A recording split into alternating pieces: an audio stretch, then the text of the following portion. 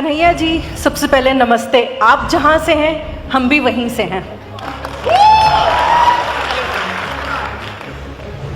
तो सही में मैं काफ़ी खुश हुई। आपकी जो आइडियोलॉजी है, आपने जो बोला, one person is equal to one vote is equal to one value. I agree to this fact. मैं मानती हूँ, पूरे तरीके से मैं आपसे सहमत हूँ, आपने जो कुछ भी कहा।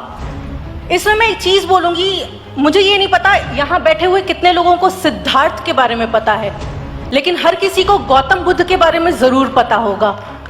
गौतम बुद्ध एक वो इंसान जो एक आधी रात में अपनी बीवी यशोधरा, अपने बेटे राहुल को छोड़ के घर से निकल गए खोज में शांति के, जिनको आज के डेट में हर कोई बुद्धिज्म को मानता है, फॉलो करता है। उसी तरीके से मैं ये नहीं बोलूँगी कि मैं किसी पर्टिकुलर पॉलिटिकल पार्टी को सपोर्ट करती हूँ या ऐसा कुछ है। I am neutral in terms of that. अगर क्वेश्चन इज दैट, जब एक इंसान घर छोड़ के आधी रात को निकल रहा है, सिद्धार्थ से वो बुद्ध, गौतम बुद्ध बन सकता है, तो अगर कोई दूसरा इंसान अपने घर से अपनी बीवी को छोड़ के अगर निकला है, तो उसके पर्सनल लाइफ पे, Let's listen to the question, please. उसके व्यक्तिगत जीवन पे कटाक्ष करके आगे बढ़ने से हमें क्या फायदा होगा? आपने जो बाद में चीजें बोली वो करना सही है, वो आगे बढ़ना सही है, हम वही मानते हैं, लेकिन क्या फायदा है किसी के व्यक्तिगत जीवन पे कटाक्ष करके? उससे हम कहाँ तक पहुँच सकते हैं? सबसे पहली बात तो बहुत बहुत शुक्रिया आपका। आपने कहा कि आप वहीं से हैं जहाँ से मैं हूँ। मुसाफिर हूँ यारों, ना घर है ना ठिकाना। हिंदुस्तान है, कहीं के भी हो सकते हैं हम लोग, उसमें कोई दिक्कत नहीं है। ये जो बात आपने कही है कि one person one vote one value, ये मेरी बात नहीं है, ये बाबा साहब भीमराव अंबेडकर ने कहा है। और जो मूल प्रश्न है आपका कि किसी भी इंसान के व्यक्तिगत जीवन पे कटाक्ष क्यों करते हैं, बिल्कुल नहीं करना चाहिए। जब तक वो जीवन व्यक्तिगत है, और वो जीवन व्यक्तिगत कैसे नहीं है ये मैं आपको बता देता हूँ। मेरी माँ है, आपकी भी माँ होगी, हम सबकी माँ है, ये कोई नई बात नहीं है। और हर किसी का अपना एक स्ट्रगल होता है। ऐसा नहीं है कि हम कोई बड़ा तीर मार दिए हैं और आप कुछ नहीं अपने जीवन में किए हैं। हर इंसान अपने जीवन में एक स्ट्रगल करता है, लेकिन जब उसका मार्केटिंग किया जाता है, इसको आप समझिए कि मार्केटिंग क्या होता है। मार्केटिंग ये होता है कि आप कितने भी नालायक क्यों ना हो, नोटबंदी के बाद अगर आपकी माँ 90 बरस की होगी तो आप उसको एटीएम के बाहर नहीं खड़ा करेंगे, ये मेरा भरोसा है। लेकिन अगर 90 साल की माँ को कोई अगर एटीएम के बाहर खड़ा कर दे तो ये व्यक्तिगत बात नहीं है, ये मार्केटिंग है, ये सार्वजनिक बात है। और ये सार्वजनिक बात जब है तब उसका क्रिटिसिज्म भी किया जाएगा। उस माँ को मैं नमस्कार करता हूँ और मैं अपना आदर प्रस्तुत करता हूँ उनको। उस माँ के प्रति मैं कोई कमेंट नहीं करना चाहता हूँ, लेकिन जो नालायक बेटा है, उस नालायकी को छुपाने के लिए जब वो अपने माँ का इस्तेमाल करता है, तब हमको उस पर सवाल करना चाहिए, हमको सवाल पूछना चाहिए।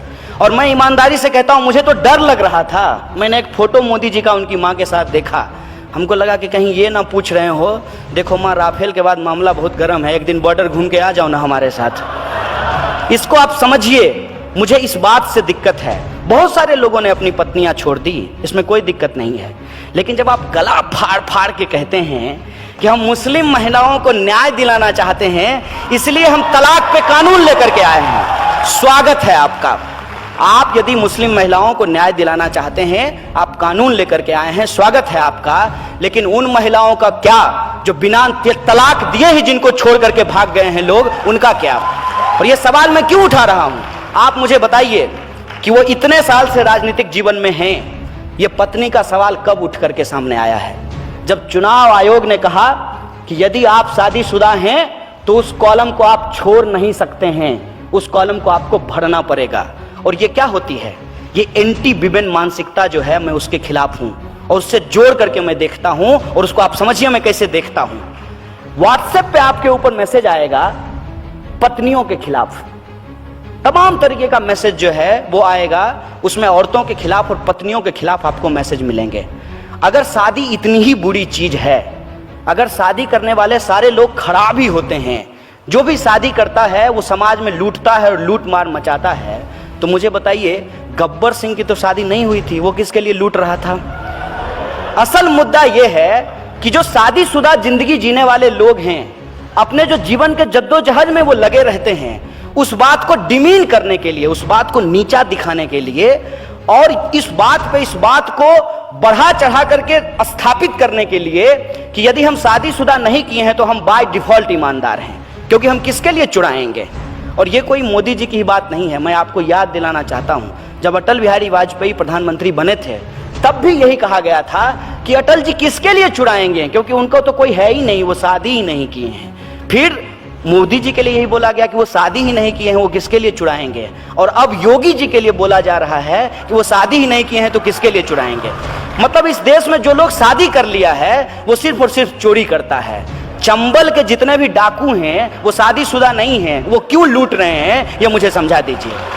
ये जो औरत के खिलाफ मानसिकता है, औरतों के खिलाफ जो मानसिकता है, हम उस मानसिकता के खिलाफ हैं। क्यों हम स्वीकार नहीं करेंगे, हमको बताइए। अगर हमने शादी की है तो कोई अपराध किया है क्या, कोई पाप किया है कि हम स्वीकार नहीं करेंगे कि हमने शादी की है?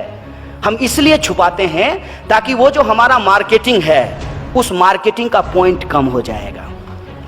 और ये जो मार्केटिंग के पॉइंट हैं, इस पॉइंट पे हमको किसी इंसान को नहीं जज करना है। हमको उस व्यक्ति के प्रधानमंत्री के बतौर क्या काम है इस पे हमको जज करना है। लेकिन बतौर प्रधानमंत्री जो वो काम नहीं किए हैं, इसी बात को डाइवर्ट करने के लिए वो माता और पत्नी के पास पहुंच जाते हैं। कौन ऐसा बेटा होता है मुझे बताइए तो, माँ का पैर छूते हुए फोटो खिंचवाता है, कैमरा लेकर के माँ से मिलने के लिए जाता है? कौन ऐसा बेटा होता है? इस बात को समझिए, मैं उस साजिश के खिलाफ हूं कि जब कोई इंसान अपनी जो हकीकत है उसका मार्केटिंग करके सवाल को गुमराह करने लगे तो इस साजिश को हमको समझना चाहिए। और इस बात से मैं पूर्णतः सहमत हूं कि किसी भी व्यक्ति के व्यक्तिगत जीवन पे कटाक्ष नहीं करना चाहिए। मसलन कोई भी व्यक्तिगत जो बयानबाजी होती है व्यक्तिगत जीवन को लेकर के, उससे बचने का प्रयास करना चाहिए। लेकिन जरूरत इस बात की है कि वो बात व्यक्तिगत हो। सार्वजनिक जीवन में अगर कोई बात है तब उस पर बात बोली जाएगी।